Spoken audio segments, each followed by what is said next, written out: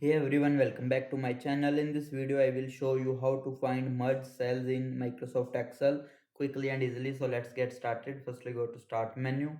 Here you will search for Excel. Tap to open it.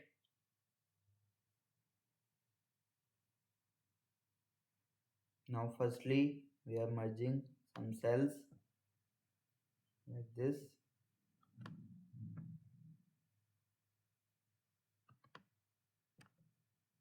This.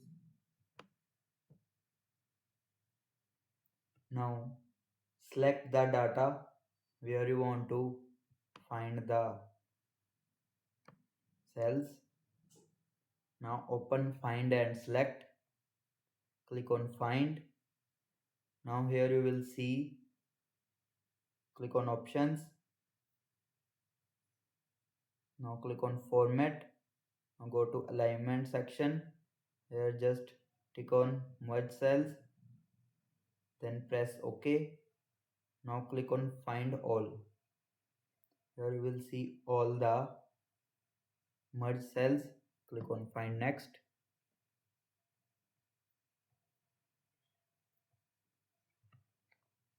And that's it.